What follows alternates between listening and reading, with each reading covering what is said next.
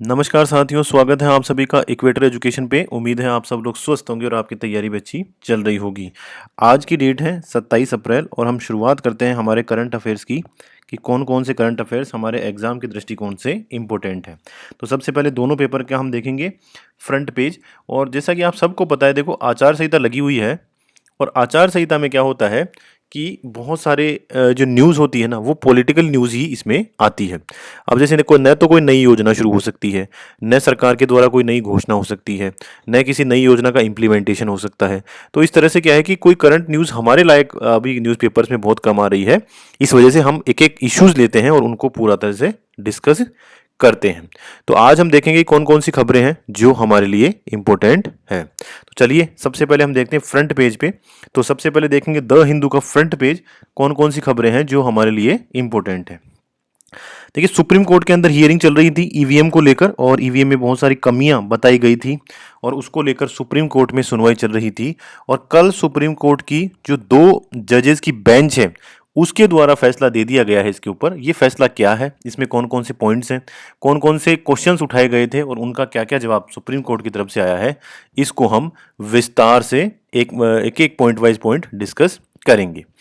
उसके बाद में देखिए, आंध्र प्रदेश के अंदर रेल दुर्घटना हुई थी और उसके बाद में उस दुर्घटना का जो डिसीजन है, वो जो जांच रिपोर्ट है वो अब आई है। और उसमें कहा भी ये जा रहा था कि जो लोको पायलट है ना, वो क्रिकेट मैच देख रहे थे अपने उसमें फ़ोन में और इस वजह से जो 2 यात्री ट्रेनें थी वो आपस में टकरा गई।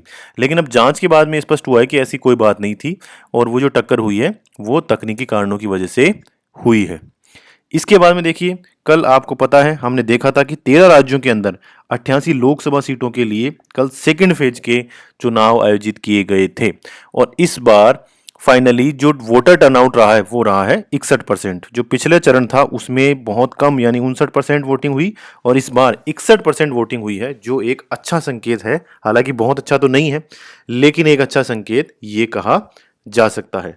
तो इसमें कई राज्य हैं, जैसे केरल है, तमिलनाडु है, राजस्थान है। इन राज्यों के अंदर पूरी तरह से वोटिंग खत्म हो चुकी है। इन पर सभी सीटों पर वोटिंग अभी तक हो चुकी है। इसके बाद में देखिए, सीबीआई ने कल एक रेड की थी जो संदेश खाली एक जगह है वेस्ट बंगाल के अंदर, और वहां पर बड़ी मात्रा में उन्हें हथियार मिलने का उन्होंने दावा किया है कि वहां पर बड़ी मात्रा में हथियार सीज किए गए हैं। चलिए अब हम देखेंगे इंडियन एक्सप्रेस का। तो इसमें देखिए अलग अलग ये आते हैं डेटा। जैसे आपको देखोगे अगर द हिंदू के अंदर, तो इन्होंने कहा है कि 61% वोटर टर्नआउट रहा है। इसके बाद में आप अगर द इंडियन एक्सप्रेस में देखोगे तो यहाँ पर लिखा हुआ है कि 64% डेटा रहा हुआ है, वोटिंग हुई है। लेकिन ये सारी चीज़ें क्या है कि अभी 2-3 दिन में इलेक्शन कमीशन के द्वारा ही फाइनल डेटा रिलीज किया जाएगा। उसमें हमें एक्चुअली में जो एक्यूरेट डेटा है उसके बारे में हमें पता चलेगा। तब तक तो क्या है कि एक मोटा मोटा रफ एस्टिमेट होता है। जैसे कई न्यूज़पेपर 61 बता रहे हैं, कुछ 62 हैं, इंडियन एक्सप्रेस 64% बता रहे हैं। तो इस तरह से अलग अलग डेटा भी आ रहे हैं क्योंकि ये रो डेटा है, इसमें चेंजेस हो रहे हैं। तो एक्यूरेट डेटा 1-2 दिन में आ जाएगा कि इस जो फेज है इसके अंदर कितना वोटिंग हुई है। इसके बाद में यहाँ भी सुप्रीम कोर्ट से जो जुड़ा हुआ डिसीजन था, जो ईवीएम से जुड़ा हुआ था, उसी के बारे में चर्चा की गई है और उसमें कौन कौन सी चीज़ें हैं वो हम एक एक पॉइंट बाय पॉइंट डिस्कस करेंगे ताकि हमारी कंसेप्ट जो है वो हमारा क्लियर हो जाए। उसके बाद में देखिए दिल्ली के अंदर क्या हो रहा है कि मेयर पोल थे ना, उसकी डेट डिसाइडेड थी। कल की जो डेट थी वो वहाँ पर मेयर पोल के लिए डिसाइडेड थी, लेकिन वहाँ पर जो एलजी है उन्होंने इन पोल्स को डिफर कर दिया, यानी इन्हें आगे बढ़ा दिया है। तो इसमें अब आम आदमी पार्टी ये कह रही है कि भारतीय जनता पार्टी हमारी सरकार को गिराना चाह रही है। दूसरी ओर जो एलजी है वो कह रहे हैं कि जब सीएम जेल में है और क्रिमिनल केसेस वो फेस कर रहे हैं, उस केस के अंदर हम इलेक्शन अभी नहीं करवा सकते। तो हाँ, अलग अलग सभी का मत है। अब देखते हैं आगे क्या होता है। इसके बाद में देखिए एक और इम्पोर्टेंट न्यूज़ है। तो इसमें जम्मू कश्मीर जो हाई कोर्ट है उन्होंने ये कहा है कि जो पब्लिक सेफ्टी एक्ट है, देखिए पब्लिक सेफ्टी एक्ट होता है, उस एक्ट में क्या होता है, इस एक्ट में एक सबसे मोटा मोटा प्रावधान ये है कि अगर कोई व्यक्ति ऐसा है जो पब्लिक सेफ्टी को नुकसान पहुंचा सकता है, यानी शांति को भंग करके कोई अपराध कर सकता है, उसे अरेस्ट करके 2 साल तक जेल में रखा जा सकता है बिना कोई ट्रायल कंडक्ट किए। ठीक है, कोई ट्रायल नहीं चलाई जाकर भी 2 साल तक उसे जेल में रखा जा सकता है। तो पब्लिक जो सेफ्टी एक्ट है इसके तहत एक व्यक्ति को अरेस्ट किया गया और उसे 2 साल तक जेल में रखा गया। फिर वो व्यक्ति अपनी हिरासत के अगेंस्ट में गया जम्मू कश्मीर हाई कोर्ट में, और जम्मू कश्मीर हाई कोर्ट ने कहा कि ये जो गिरफ्तारी आपने की है ये इल्लीगल है, ये इल्लीगल डिटेंशन है, और आप इस व्यक्ति को 5 लाख रुपए का जो कंपनसेशन है ना वो आप इसे पेमेंट करो।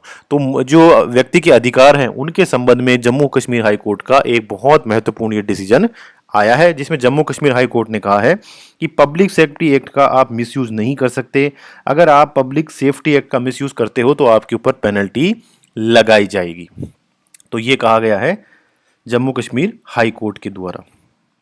इसके बाद में देखिए ये पूरा का पूरा जो डिसीजन आया है इसको हम देखते हैं क्या है। सबसे पहले तो आप समझ लीजिए कि देखिए ये तो होती है बैलेट यूनिट और ये होती है वीवीपैट, ठीक है, voters verifiable audit and trail. समझ में आ गई बात। इसमें क्या होता है, जैसे ही आप अपने किसी भी पसंद के उम्मीदवार को वोट देते हैं वैसे ही क्या होता है, इस स्क्रीन के अंदर आपको एक पर्ची दिख जाती है, ठीक है, और वो पर्ची दिखती है कितनी, 7 सेकंड तक। इस स्क्रीन के ऊपर आपको एक पर्ची दिखती है, उससे वोटर ये वेरीफाई करता है कि हाँ मैंने जिसको वोट दिया है ना उसी ही कैंडिडेट को वोट गया है, और वो फिर पर्ची क्या होती है, कटकर नीचे इस डब्बे में या इस बॉक्स में, इस ड्रॉप बॉक्स में, डब्बे में गिर जाती है। डब्बा है ना, ये केवल खाली डब्बा है और इसके अंदर वो सारी पर्चियां इकट्ठी हो जाती है। आ गई बात समझ में। इसके अंदर सारी पर्चियां इकट्ठी हो जाती है और उसके बाद में जब वोटों की गिनती की जाती है ना तब इन पर्चियों की गिनती तो होती नहीं है, और जो एक मशीन होती है जिसे हम कहते हैं कंट्रोल यूनिट, जो बाहर लगी हुई होती है ना, जो निर्वाचन अधिकारी होता है उसके पास लगी हुई होती है, बड़ा बटन होता है, तो उसी के माध्यम से ही हमारे यहाँ पर वोटों की गिनती होती है। ठीक है, तो ये तो प्रोसेस होती है चुनाव की। अब देखिए क्या क्या उस याचिका के अंदर मांग की गई थी और सुप्रीम कोर्ट ने उनके ऊपर क्या क्या डिसीजन दिया है। देखिए सबसे पहला पॉइंट है फुल क्रॉस वेरिफिकेशन पे, यानी याचिकाकर्ता ने कहा था कि सर इसके अंदर जो भी पर्चियां गिरी हुई हैं, इस बॉक्स के अंदर जो भी पर्चियां गिरी हुई है उनका मिलान इस मशीन में आए हुए रिजल्ट के साथ होना चाहिए। यानी इस मशीन में जितनी पर्चियां गिरी हुई है उनका मिलान इस मशीन में आए हुए जो वोट है ना उनसे मिलान होना चाहिए और हर मशीन का मिलान होना चाहिए। तो अभी क्या होता है, देखो जैसे कहीं भी विधानसभा के चुनाव हो रहे हैं तो विधानसभा के चुनाव में क्या होगा, इस मशीन से रिजल्ट निकाले जाएंगे और फिर लास्ट में जब पूरा रिजल्ट घोषित हो जाएगा तो 5 वीवीपैट को उठाकर लाएंगे रैंडमली, कहीं से भी कोई सी भी जगह की हो सकती है, और उनकी पर्चियों की काउंटिंग करेंगे और उस मशीन में जो नंबर आ रहा है उसकी काउंटिंग करेंगे और दोनों मैच होने चाहिए। ठीक है, दोनों मैच होने चाहिए आपस में। तो अभी केवल और केवल 5 मशीनों को ही फिजिकली वेरीफाई किया जाता है, लेकिन याचिकाकर्ता थे उन्होंने कहा कि सारी की सारी मशीनों को जो वोटर आए हैं मशीन के अंदर उनके साथ वेरीफाई किया जाना चाहिए। यानी इस वीवीपैट के अंदर जो पर्चियां हैं उनको और कंट्रोल यूनिट के अंदर जो रिजल्ट दिखाया जा रहा है उनको पूरा का पूरा वेरीफाई किया जाना चाहिए। तो सुप्रीम कोर्ट ने कहा नहीं, ये आपकी मांग हम स्वीकार नहीं करते हैं, हम इस मांग को खारिज करते हैं। चुनाव आयोग के द्वारा अभी जो रैंडमली 5 वीवीपैट का रिजल्ट के साथ फिजिकल मिलान हो रहा है वो सही व्यवस्था है। ठीक है, ये हो गई पहली बात। दूसरी बात क्या है, याचिकाकर्ता ने कहा कि साहब ये जो ईवीएम है ना, ये मशीन है ना, इलेक्ट्रॉनिक वोटिंग मशीन है, ये इसके साथ छेड़छाड़ हो सकती है। ठीक है, इन मशीनों के साथ छेड़छाड़ हो सकती है, टेम्परिंग हो सकती है। तो उसमें सुप्रीम कोर्ट ने कहा कि अगर कोई भी कैंडिडेट है, मान लीजिए जैसे एक जगह है जहां पर चुनाव हुए हैं, वहां सबसे पहले सबसे ज्यादा वोट मिले उस कैंडिडेट को, फिर उसके बाद में और 3 ही कैंडिडेट थे और जो सबसे पहला कैंडिडेट था वो जीत गया और बाकी 2 कैंडिडेट हार गए।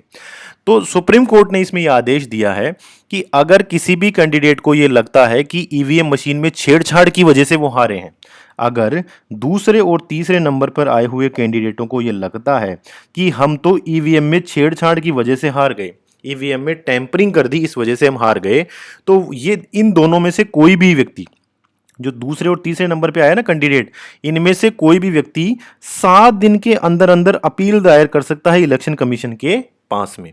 वापस मैं रिपीट कर रहा हूं, मान लीजिए किसी जगह का परिणाम आ गया और वहां पर जो सेकंड और थर्ड नंबर पे कैंडिडेट आया है ना, जो हार गए हैं, उनको अगर ये लगता है कि भाई इस मशीन में गड़बड़ी की वजह से हम हारे हैं, तो वो इलेक्शन कमीशन के पास रिजल्ट आने के 7 दिन के अंदर अंदर एप्लीकेशन दे सकते हैं कि सर इस मेरी मशीनों की जांच करवाओ। जो हमारे ईवीएम यूज हुई है ना, इनकी आप अलग से एक कमेटी बना के जांच करवाओ, और वो जांच का जो पैसा है ना, वो पैसा भी इन वोट जो ये कैंडिडेट है ना सेकंड और थर्ड वाले जो याचिका लगा रहा है वो ही देगा। तो 7 दिन के अंदर अंदर आप अपील कर सकते हो, और जो खर्चा आएगा वो भी उस कैंडिडेट से ही लिया जाएगा। तो अगर किसी व्यक्ति को ये लगता है, किसी भी हारे हुए कैंडिडेट को ये लगता है कि ईवीएम में टैंपरिंग हुई है, छेड़छाड़ हुई है, तो वो 7 दिन के अंदर अंदर इसकी अपील करेगा इलेक्शन कमीशन में, और इलेक्शन कमीशन उनकी जांच करवा सकता है किसी स्वतंत्र जो टेक्नीशियन है उनके माध्यम से, और इस पूरी जांच का जो खर्चा होगा वो दिया जाएगा कैंडिडेट के द्वारा ही। ठीक है, इसके बाद में देखिए तीसरे नंबर पे क्या हुआ, ईवीएम और वीवीपैट में जो बहुत सारी जगह हमें सुनने को मिल रहा है कि वहां भिन्नताएं आ रही है या उनके अंदर डिफरेंस आ रहा है। देखो यहां पर जो एक मशीन होती है, कंट्रोल यूनिट हम उसे बोलते हैं, और कंट्रोल यूनिट इससे जुड़ी हुई होती है और ये इससे जुड़ी हुई होती है। अब जो गणना में काम आती है वो आती है कंट्रोल यूनिट। तो कई जगह क्या खबरें आई कि कंट्रोल यूनिट के अंदर तो बताया गया कि कैंडिडेट 1 को वोट मिले हैं 900, जबकि वीवीपैट के अंदर है ना, जो पर्चियां निकल के आई ना कैंडिडेट 1 की, वो निकल के आ गई 850। तो दोनों में डिफरेंस क्यों आया, दोनों में डिफरेंस क्यों आया? तो देखिए उसमें सुप्रीम कोर्ट ने कहा कि ऐसा डिफरेंस कहीं भी नहीं आया है, और अगर ऐसा डिफरेंस आ रहा है ना तो वो ह्यूमन एरर है, मशीन की गलती नहीं है, वो ह्यूमन एरर है। देखो क्या होता है, जब भी जिस दिन वोटिंग होनी होती है ना, उस वोटिंग वाले दिन सुबह 5:30 बजे इन तीनों मशीनों को जोड़कर और मॉक पोल करवाया जाता है। समझ में आ गई बात? मॉक पोल करवा के देखा जाता है कि मशीनें सही से काम कर रही है नहीं कर रही। जैसे चुनाव अधिकारी क्या करेंगे, बटन दबाएंगे, वोट डाल के देखेंगे मशीन में कि हाँ यार मशीन सही चल रही है। तो इस तरह से 50 वोट डाले जाते हैं। कितने वोट डाले जाते हैं? 50 वोट। और कई बार क्या होता है, नियम तो यह है कि आपने मॉक पोल पूरा करवा लिया, तो ये जो कंपार्टमेंट है ना, ये बॉक्स का नीचे वाला, इसमें से वो सारी पर्चियां निकालो, सारी पर्चियां निकाल के और एक लिफाफे के अंदर डाल के सील बंद कर दो, और जितने भी वोट इस मशीन के अंदर अब काउंट हो गए ना 50 वोट, इनको डिलीट कर दो। ठीक है, उसमें डिलीट का बटन होता है, तो डिलीट कर दो। यानी सारी की सारी मशीनों को आप बिल्कुल रिफ्रेश कर दो, बिल्कुल जीरो पर लाके सेट करो मॉक पोल के बाद में। लेकिन कई बार क्या होता है, गलती की वजह से निर्वाचन अधिकारी या भूल की वजह से निर्वाचन अधिकारी क्या करता है कि पर्चियों को निकालना भूल जाता है, और पर्चियां इसी के अंदर रह जाती है, और इस मशीन को जीरो पर क्लियर करके छोड़ देता है। तो उस वजह से कई बार क्या होता है, कंट्रोल यूनिट और वीवीपैट के अंदर डिफरेंस क्रिएट हो जाता है। तो सुप्रीम कोर्ट ने भी यही कहा कि भाई जो ईवीएम है और वीवीपैट मशीन है, उसके बीच में डिफरेंस अभी तक हमें मशीन की गलती की वजह से नहीं दिखा है, ये गलती ह्यूमन से होती है। अतः निर्वाचन आयोग अपने कार्मिकों को अच्छी तरह ट्रेनिंग दे और कोशिश करे कि उन व्यक्तियों के द्वारा कोई भी गलती नहीं होनी चाहिए। ठीक है, फिर चौथी मांग ये की गई थी, चौथी डिमांड क्या की गई थी याचिकाकर्ताओं के द्वारा, कि भाई जो इसमें जो पर्ची गिर रही है ना, इस वीवीपैट के अंदर जो पर्ची गिर रही है, वो वोटर्स को क्यों नहीं दी जा रही? वो वोटर्स को दे दो ना आप। भाई जो इस डिब्बे के अंदर गिर रही है, वो पर्ची आप वोटर को दे दो, और एक अलग से डिब्बा बना दो, एक अलग से डिब्बा बना दो कि भाई इस डिब्बे के अंदर आपको पर्चियों को डालना है। ठीक है, ताकि वेरीफाई हो जाए। ठीक है, याचिकाकर्ता ने क्या कहा, याचिकाकर्ता ने ये कहा कि जी आप, ये 4th नंबर का है, giving VVPAT slip to voter, उसमें याचिकाकर्ता ने ये मांग की थी कि जो स्लिप इस बॉक्स के अंदर गिर रही है ना, वो सीधे आप वोटर को हाथ में दे दो, और एक अलग डब्बा रख दो जिसमें वोटर आराम से उस स्लिप को हाथ में लेके देख के संतुष्ट होने के बाद में उस डब्बे के अंदर उस स्लिप को पटक के चला जाए। ठीक है, क्योंकि कई बार क्या होता है, कांच में वोटर को अच्छी तरह दिखती नहीं है, और कई बार पर्ची पहले ही कट के गिर जाती है।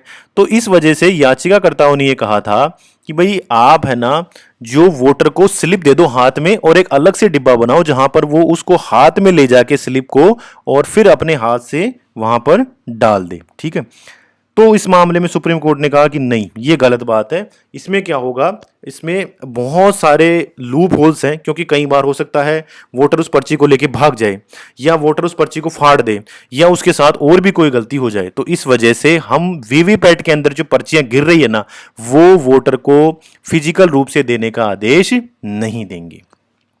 उसके बाद में याचिकाकर्ता ने क्या कहा था, एक बात ये कही थी कि साहब ये ईवीएम को हटाई दो ना आप, जो बैलेट पेपर होता है यानी जो कागज होता है उसके ऊपर आप पसंद के कैंडिडेट के आगे मोहर लगा दो, वो वाला सिस्टम लिया होना जो पहले चलता था। तो उसमें सुप्रीम कोर्ट ने कहा नहीं, ईवीएम फुल प्रूफ है, ईवीएम बिल्कुल सही है, ईवीएम कोई गड़बड़ी नहीं हो सकती, गलतियां इंसान से हो रही है, मशीन से गलतियां नहीं हो रही है, इसलिए हम उस वापस बैलेट सिस्टम के ऊपर नहीं जाएंगे। तो ये पूरे के पूरे जो 5 सबसे इंपॉर्टेंट बातें थी वो सुप्रीम कोर्ट ने कही इस पूरे ईवीएम के मैटर के अंदर। अब थोड़ा ईवीएम का इतिहास देख लेते हैं। देखिए 1982 में पहली बार हमारे देश में केरल विधानसभा चुनावों के अंदर ये ईवीएम को लागू किया गया था। तो सबसे पहली बार हमें यही ध्यान रखनी, यही फैक्ट है सबसे मोटा, कि 1982 में भारत में पहली बार केरल विधानसभा चुनाव के अंदर ईवीएम का इस्तेमाल किया गया था। तो उम्मीद है पांचों पॉइंट आपके समझ में आ गए होंगे। देखो पांचों पॉइंट को हम एक बार रिवाइज भी कर लेते हैं। देखो सबसे पहले क्या हुआ, याचिकाकर्ता ने कहा था कि भाई जो पर्चियां हैं वो पूरी की पूरी गिनो, आप केवल 5 मशीनों की नहीं गिनो। सुप्रीम कोर्ट ने कहा नहीं, ये गलत है। उसके बाद में दूसरी याचिकाकर्ता ने कहा था कि साहब ईवीएम में छेड़छाड़ हो सकती है, टेम्परिंग हो सकती है। तो सुप्रीम कोर्ट ने यह कहा कि दूसरे और तीसरे नंबर पे जो आने वाला कैंडिडेट है, यानी जो हारने वाले कैंडिडेट हैं, वो 7 दिन के अंदर निर्वाचन आयोग के पास में रिक्वेस्ट करें कि भाई हमें शक है कि ईवीएम में टेम्परिंग है। फिर इलेक्शन कमीशन उन ईवीएम्स की जांच करवा सकता है टेक्नीशियन से, और इसका पूरा खर्चा कौन देगा? इसका पूरा खर्चा देगा जो कैंडिडेट अपील कर रहा है। इसके बाद में याचिकाकर्ता ने कहा कि भाई कई जगह हमने ये देखा है कि साहब जो इसमें पर्चियां मिलती हैं और मशीन के अंदर जो रिजल्ट आ रहा है उसमें डिफरेंस है। तो सुप्रीम कोर्ट ने कहा यह डिफरेंस मशीन की वजह से नहीं, इंसान की वजह से आ रहा है, क्योंकि उनके द्वारा मॉक पोल जब की जा रही है तो उनकी पर्चियां निकाली नहीं जाती हैं कई बार, और कई बार मशीन को क्लियर करके जीरो पर नहीं लाया जाता है। फिर याचिकाकर्ता ने कहा कि साहब जो इस डब्बे के अंदर जो वो पर्ची गिर रही है वो वोटर के हाथ में दो, और यहां एक अलग से डिब्बा रखो, उसके अंदर वोटर उस पर्ची को डाल के जाए, ताकि वोटर आश्वस्त हो जाए कि मैंने जिसे वोट दिया है उसी कोई वोट जा रहा है। तो सुप्रीम कोर्ट ने कहा नहीं, ऑलरेडी 7 सेकंड तक वोटर को इस कांच के अंदर से पर्ची दिखती है तो उसी में ही वेरीफाई हो जाता है। अलग से उसके हाथ में देने से एक बहुत सारा जो कैवोस है वो क्रिएट हो सकता है, बहुत सारे चुनाव में बाधाएं उत्पन्न हो सकती है। फिर याचिकाकर्ता ने कहा कि साहब हमें तो मशीनों को हटा दो, वापस बैलेट पेपर से चुनाव करने का आदेश दे दो।